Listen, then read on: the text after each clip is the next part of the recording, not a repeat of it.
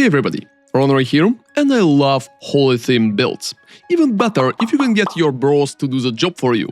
So Absolution seems like embodiment of both. In 3.28 it got buffed, providing significant quality of life improvements and damage increase as well. On top of it, GG also buffed Guardian too. So now it is a perfect time to come back to good old Absolution Guardian starter build. Absolution is very decent for leveling, so you can start playing it right after level 12 in the campaign and push it as far as you like into Uber Endgame as well, making very expensive versions. The skill is very easy to use, has great AoE, decent damage at any point of your progression, and just very comfy to play. So in this guide, I'm going to cover everything, from walking you through all the leveling with detailed PoBs and explain how to progress to the endgame versions. I will also provide step-by-step trees, so my PoB has 10 plus trees, which can help you along the way. Feel free to sub to the channel as well if you appreciate the detailed approach, and let's go forward, so I can explain how the build works and answer most of your questions. So, when using Absolution, you are hitting the enemies with your skill, inflicting a debuff that now lasts 3 seconds, and once the debuffed enemy dies, 3 golden minions will appear. After buff in 3.28, they will also last much longer, so 15 seconds instead of 10, which is huge for quality of life. They will also appear when you're hitting bosses or rares, so uptime shouldn't be an issue. To generate guardians quickly, we can also use a pretty nice trick, using cheap flask called Wreathen Jar. You're just summoning the worms from a Wreathen Jar when you're using it, killing the worms, getting your sentinels at any time almost immediately, which is pretty comfy to stun the encounter. Sentinels will also use Absolution skills themselves, so they are ranged and have a good AoE. And Vaal Absolution, which you're going to use, also provide you one more sentinel, which got a huge DMG buff and will do 300% of damage instead of 200% now. To have a better uptime for Vaal guys, we can use Chaos Ascendancy to lower souls requirements, plus Rune Graft of Soul Week to constantly generate souls to have very good uptime of our last Vaal Sentinel. All of that will make the build pretty comfy and easy to play.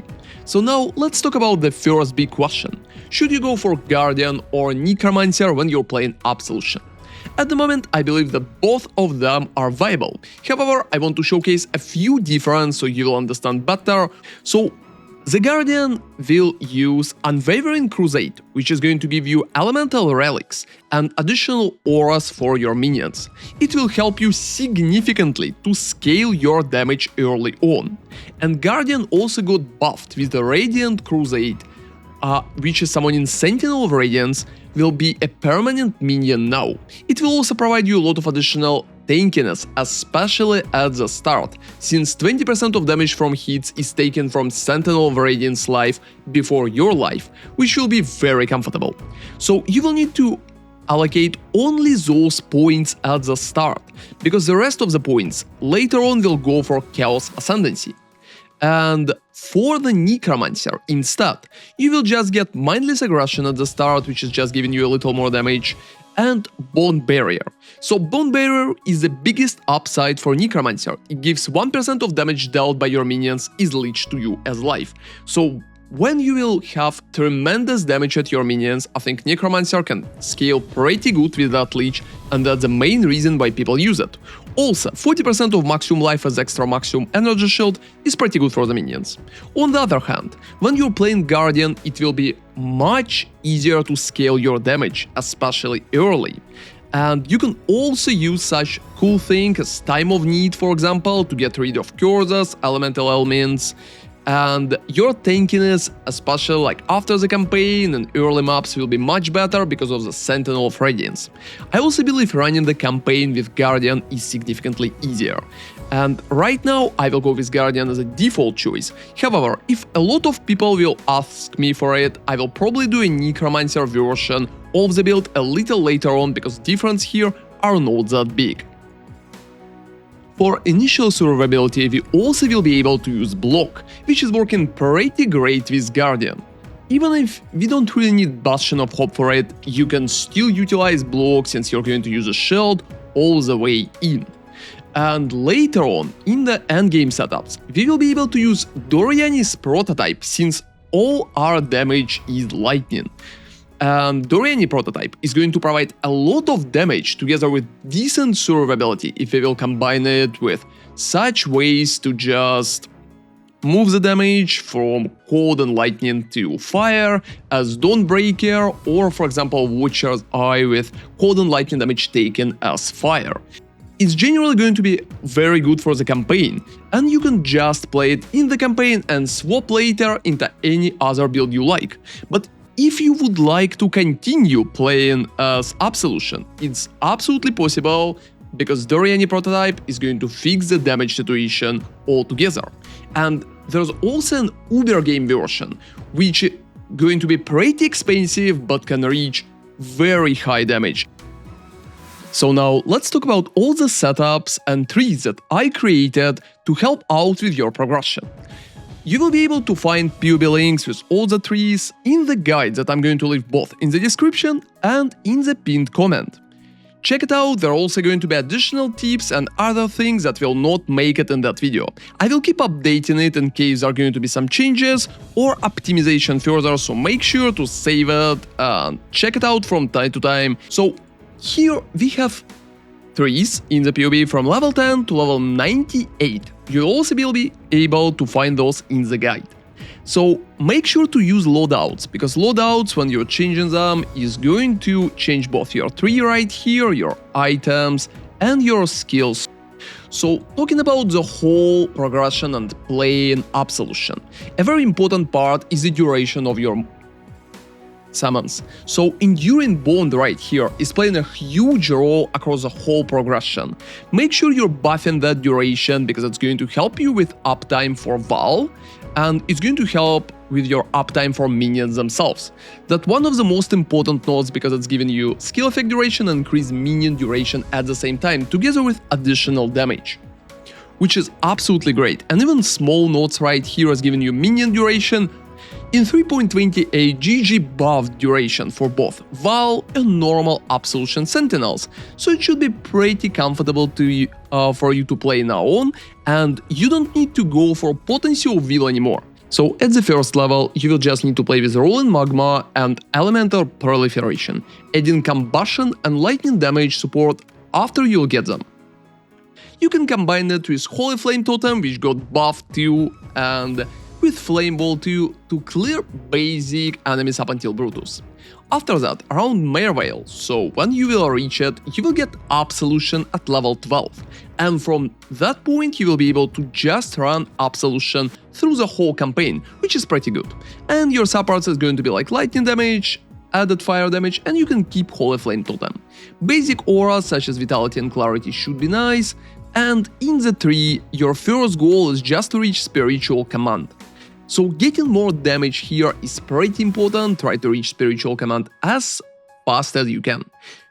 Getting Unholy Might early could be a nice thing, however we are dropping it pretty fast, so feel free to invest at one point and just change it around level 22 when you will reach Enduring Bond. So Enduring Bond, your second goal, because as I already mentioned, that's one of the most important and highest quality of life nodes for the whole setup with Templar. It's also pretty nice to go through minion damage right here, even if you're going to replace that nodes later on. So after that, your progression is pretty linear. At level 33, when you get your first Ascendancy, you will keep improving your Absolution, get Physical to Lightning, together with added Fire and added Lightning. Make sure when you have Physical to Lightning that you don't have the Mastery for Unholy Might, because Unholy Might will give you absolutely nothing from the moment when you will get Physical to Lightning. At level 45, the progression will be kinda the same. You can change some supports here and there, but Physical to Lightning and Spell Echo is going to stay with you through the whole campaign. At level 70, you should reach maps, and perfectly you need to get Vaal Absolution as well. So across your whole progression, you're going to use Shield Charge, together with Frostblink for faster movement during the campaign. And you will be able to utilize Golems from level 45 as well, so running Summon Stone Golem together with Feeding Frenzy will give you both defenses, and a little additional damage here and there. At higher levels, you will be able to choose Spectres or Golems. So in the setup, as you can see, I have like Raise Spectre or Summon Stone Golem. So Spectre or Golem, pick one, here's my comment on that. You will definitely pick any. If you're alright with setting up Spectres, you can take any defensive Spectres that you like. However, if you don't want to bother, I believe that just running Summon Stone Golem would make much more sense. As the uber expensive version, I believe that it's also very important to have like Animate Guardian, so you will be able to combine Animate Guardian together with Stone Golem and Raise Spectres if you prefer so. If you don't, you can just keep running Golems through the whole campaign. From the moment when you will be able to get the wand with trigger socketed spell when you use a skill with 8 seconds cooldown, you will be able to automate all the spells that are going to be in your wands. So in the wand right here we have Elemental Weakness, Desecrate and Spirit Offering. Desecrate are going to create corpses, and Spirit Offering is just going to give you a lot of bonus damage for your Absolution. So your first Ascendancy is also pretty important because you're taking Radiant Crusade, which is going to give you Sentinel of Radiant skill. Now it will be a permanent minion, so you'll need to resummon it only when he's dying or only when you change in location. And it's going to provide a pretty decent survivability and also pretty decent damage across the whole campaign, so it should be pretty nice. Next things that you're going to get from your Ascendancy is just going to be Unwavering Crusade, because your minions are going to benefit from Elemental Relics. The last part of the Ascendancy could be pretty different and there's a lot of variations. In general, I still recommend to go for Unwavering Faith early, but if you feel like you don't really need it, you can always take Bastion of Hope and Time of Need. And after level 96, when you will swap to Doryani's prototype, you will need to get rid of additional points right here and went for a very important part, for Corruption Embrace in the Chaos Ascendancy. To get that Ascendancy, you will need to get rid of Ultimatum Boss, so you can get a carry or kill him yourself if you would like. However, your items should be pretty good for it. And Corruption Embrace is going to give you Shepherd of Souls if at least 4 corrupted items are equipped. Perfectly, you need to get as many corrupted items as you can, but generally at least 4 will be enough, because it's going to give you a very good uptime on your Vaal Absolution skill. And 2 more points could be spent for Priest of Yamak. When you're looking at the corrupted items, it's heavily recommended to start with basic items that you can buy corrupted.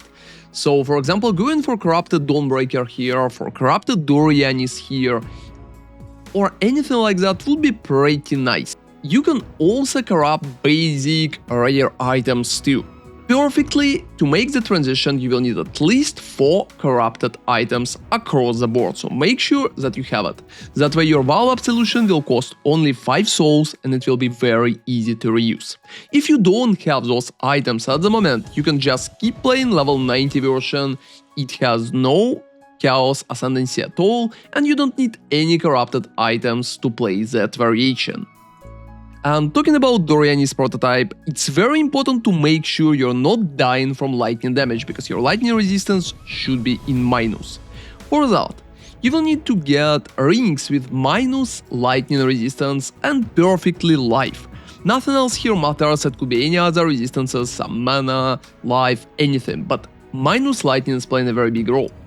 And you will also need to use Glorious Vanity with Xibakua, which is going to give you a very important thing called Divine Flash. If you're using Divine Flash, make sure that your Chaos resistance is capped. Otherwise, you're going to be in a not very good position at the moment. You don't really care about all damage taken by Passes Energy Shield, because you're using it only for casts with Eldritch Battery, and you're not going to use it as defensive measure anyway. Perfectly, you will need Glorious Vanity around 820 for example, which is going to give you Cult of Chaos right here. So to search for Glorious Vanity, you'll need to click Find Timeless Jewel, you will need to make sure you filter the nodes, and you have like proper jewel socket right here, and when you're searching for nodes you can just type Chaos, Cult of Chaos, and after that you can search. So all those numbers are working, that one, that one, that one, that one. Like any of them, at least out of those. After that, there's like ones. You can get any of them too, even if your chaos resistance is going to be a little lower. Just make sure that your chaos is capped and you're taking a proper one. So the first and probably the biggest question is like how we are fixing mana, and as I already mentioned, the answer here is Eldritch Battery. Eldritch Battery is going to protect your mana instead of life, and you will be able to just properly cast using your shield instead. Since when you're casting and spending your shield, you're not losing your recharge. You will be able to keep casting just with the recharge itself. Another interesting question is how we are reaching and getting endurance charges at higher levels. So at the higher levels, you will need to get Enduring Composure to have gained 1 endurance charge every second if you've been hit recently. It's pretty important for your survivability, and try to get it as fast as possible between level 90 and level 96. So another interesting question is how to be tankier when you're just reaching the maps, like higher tier maps, and if you feel like it's not going that amazing. So generally, stacking some block chance is heavily recommended here, even if you will be unable to stack it too high. So as you can see here, I have about 40% chance to block attack damage and 67% for spell block, since it's much easier to get right here. So for that, we will need to get Sanctuary together with block from Safeguard and block from Mystic Bulwark. It's pretty important for early on survivability. You can also keep investing in block. For example, you can get additional points right here and right here to cap your spell block if you feel like it. However, I don't really think it's absolutely necessary at the moment. And when you're transitioning to Doryani, block is playing less overall because you're going to use a Dawnbreaker, and Dawnbreaker has a downside for block, so minus chance to block attack damage for every fire damage that you're taking. However, your max hit is going significantly up because you will be able to just transition damage from your lightning and cold to your fire, which is going to be almost capped. So for capping it, you will need to run like Purity of Fire and basic stuff like that. So after all the changes, I'm absolutely sure that Absolution Guardian will be a very decent starter. I will keep updating the guide, so stay tuned, and thank you very much for watching. See you next time, and ronarray out.